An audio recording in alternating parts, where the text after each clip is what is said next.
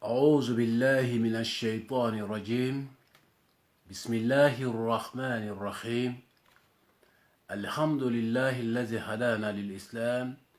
وما كنا لنهتدي لولا أن هدانا الله. لقد جاءت رسل ربنا بالحق ثم الصلاة والسلام على المبعوث رحمة للعالمين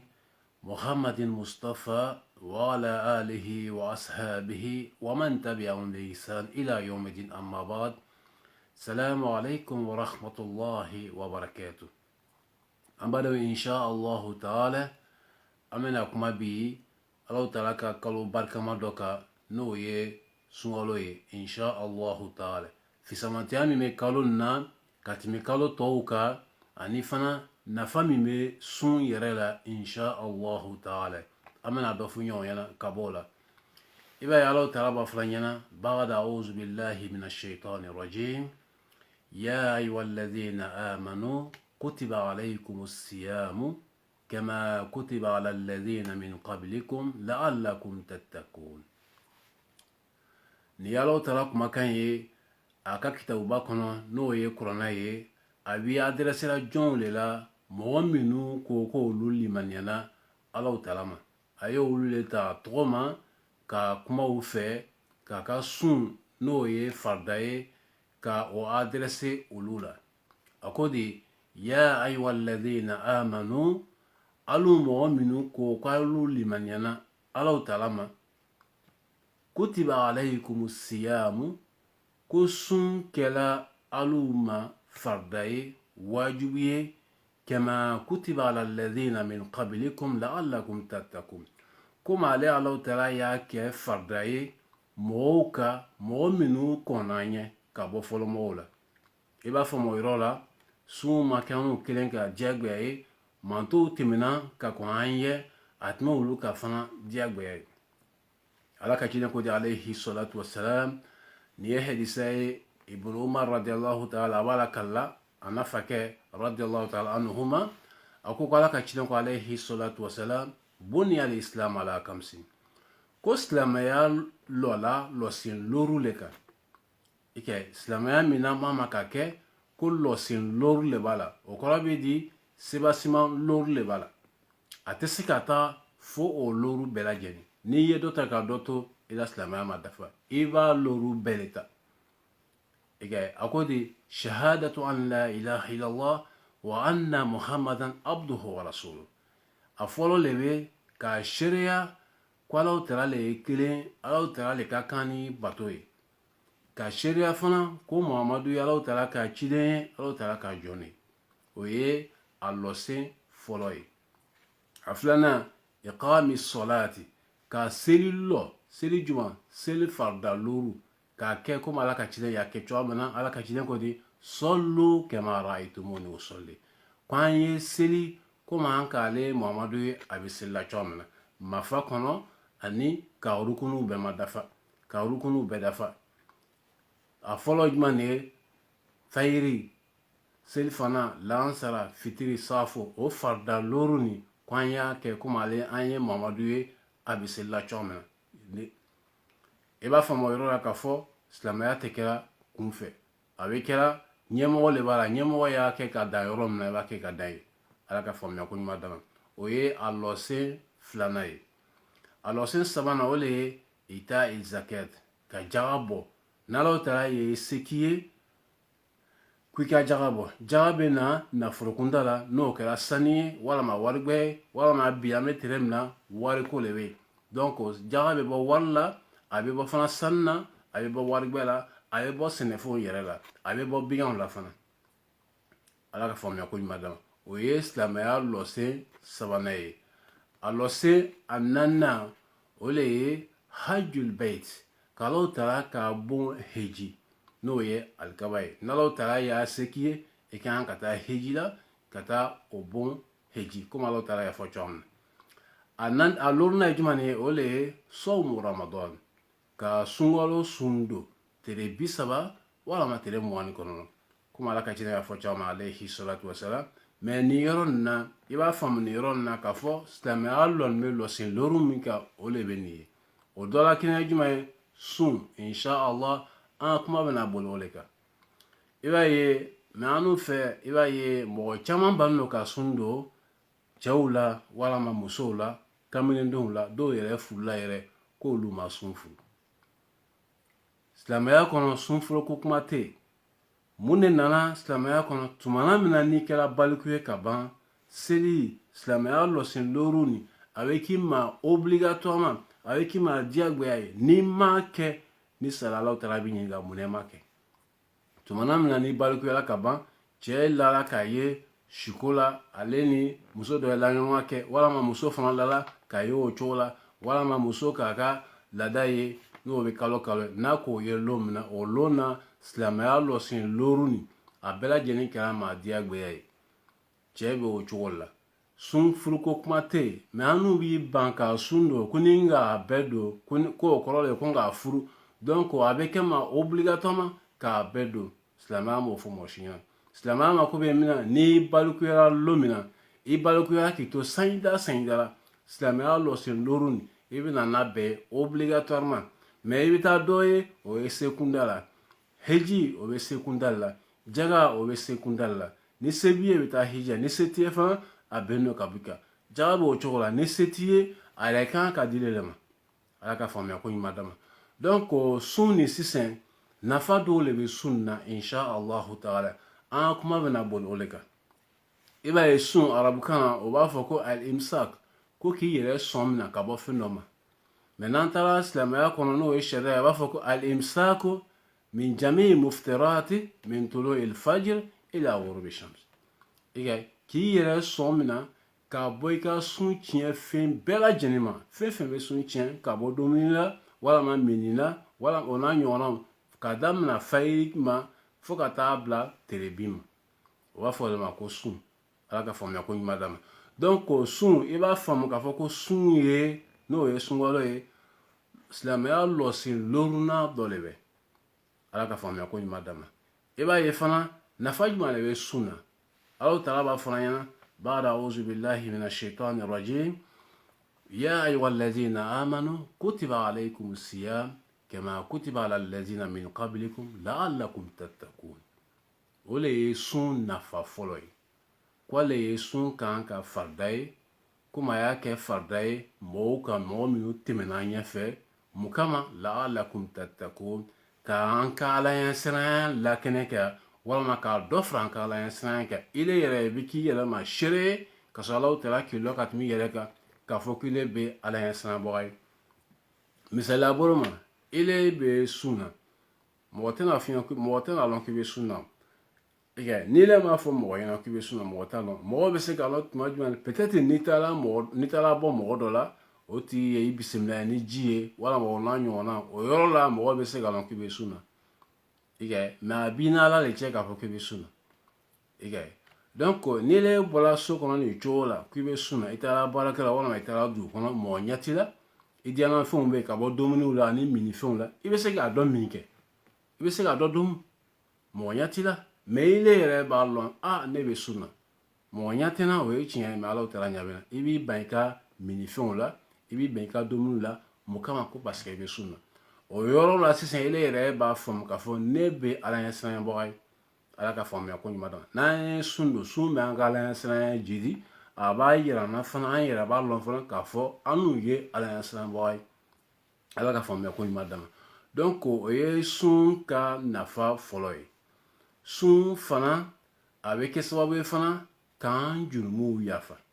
o sabatila ala kan cilen kumakan na alayhi salatu wasalam Abu Hurairata ale b'o hadisa la k'a la a ko k'a bɔ sunkalo ka na sunkalo walama k'a bɔ juma ka na juma ka bɔ umra ka na umra ko jurumu yafa bɛ o ni ɲɔgɔn cɛ mɔgɔ min ka ɲina sunkalo don o ni sunkalo passé sunkalo min tɛmɛna ka bɔ sunkalo min tɛmɛna ani ka bila ɲina sunkalo ma i ye jurumu min kɛ o ni ɲɔgɔn cɛ n'i ye ɲinanta dɔn k'o b'o fase ala ka faamuya ko ɲuman d'a ma donc i b'a faamu o la nafaba de bɛ sunkalo sun na ala ka faamuya ko ɲuman d'a ma sun fana bɛ kɛ sababu ye fana k'i ka baara saniya ka bɔ yɛrɛ yɛrɛ ma tumana min na i bɛ sun na n'i m'a fɔ mɔgɔ ɲɛna k'i bɛ sun na mɔgɔ t'a lɔn k'i bɛ sun na a b'i n'Alahu taala le cɛ mɔgɔw bɛ se k'a lɔn tuma jumɛn de fo ni dɔ ye bisimila ni dumuni fɛn i b'a fɔ ko n bɛ sun na mais i bɛ taa mɔgɔ dɔw ye ka bɔ cɛw la walima musow la ale de b'a yira mɔgɔw la fɔlɔ k'ale bɛ sun na k'a sɔrɔ mɔgɔw m'a lɔn musala bolo ma n'ale bɛ sun na i b'a ye a b'a ɲɛ kumu a bɛ kɛrɛ bila bɛɛ la depuis sɔgɔma an ma kɛ tan depuis sɔgɔma an ma kɛ tan bi yɛrɛ sun gbara ne la a bɛ tan a bɛ tan a bɛ tan sun mina wuli yɛrɛ yira ma n'i y'i ta baara kɛ nin cogo la n'o ye ŋaniya jugu ye i b'a ye i tɛ nafa sɔrɔ i ka baara la munna a ma kɛ Alahu Taala kama i bɛ sara jumɛn sɔrɔ i ka kɛ tɔgɔ min kama o b'a fɔ karisa bi sun gbana la walima karisa ye sun donna n'i y'a kɛ o de kama i b'o tɔgɔ sɔrɔ dunya mais sara min fɔla n'o kan ka di sun donnaw ma i le sen t'o la Ala ka faamuya ko ɲuman dama sun fana i b'a ye fana a bɛ kɛ sababu ye fana ka sun de ye baara ye Alahu Taala ye baara min ta a yɛrɛ ma o kɔrɔ bɛ di a ko a hadisi kudusi la as-sawmu li wa ana ajzi bihi k'ale ka jɔn ka sun k'o y'ale Alahu Taala tale ale Alahu Taala le bɛ sun sara di a tigi ma i ka ye an ka hiji o y'an ta ye an ka seli o y'an ta ye an ka saraka bɔ o y'an ta ye an ka bato bɛɛ lajɛlen o y'an ta ye bato kelen min Alahu Taala ko k'o y'ale Ala yɛrɛ ta ye k'o le ye sun ye Ala ka faamuya ko ɲuman d'an sun jumɛn de ko min donna Alahu Taala yɛrɛ kama yɛrɛ yira t'a la tɔgɔ ɲini t'a la o le bɛ Alahu Taala bɛ o le minɛ k'a fanga bɛ tun k'a sara di ma a dama fɔ Ala ka faamuya ko ɲuman dama donc sun donna fana i b'a faamu fana k'a lɔn k'a fɔ k'ile ye sabari bɔ a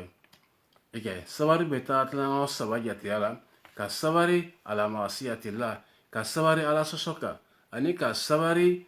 ala bato kan ani ka sabari Alahu Taala ka latigɛ kan Alahu Taala ko k'i ye sun don i sabarila ka sun don i tun bɛ se ka ala sɔsɔ k'a fɔ ko n tɛ sabari i bɛ dumuni kɛ ani fana ala ta'atillah i Alahu Taala ka sabari Alahu Taala la batoli kan Alahu Taala ko k'a ye sun don an ka sun don Alahu Taala la batoli kan wa ala kudratillah ka sabari fana ala ka latigɛ kan Alahu Taala le ye sun latigɛ an n'o mamadumantow ma an sabarilaw kan an m'a dɔn Alahu Taala kama i ka ye donc sabari dɛn bɛ fɛn saba nin bɛɛ la o saba bɛɛ sɔrɔla sun kɔnɔ Ala ka faamuya ko ɲuman d'an ma sun fana sira lo fana min bɛ kɛ sababu ye k'i ladon arijinɛ kɔnɔ o sabatila Ala ka jinɛ kumakan na alayhi salatu wasalam a ko bɔ porte dɔ bɛ arijinɛ kɔnɔ o porte tɔgɔ ye ko rayyan i ka ye mɔgɔ foyi tɛ don o porte nin kɔnɔ ko fɔ sundonnaw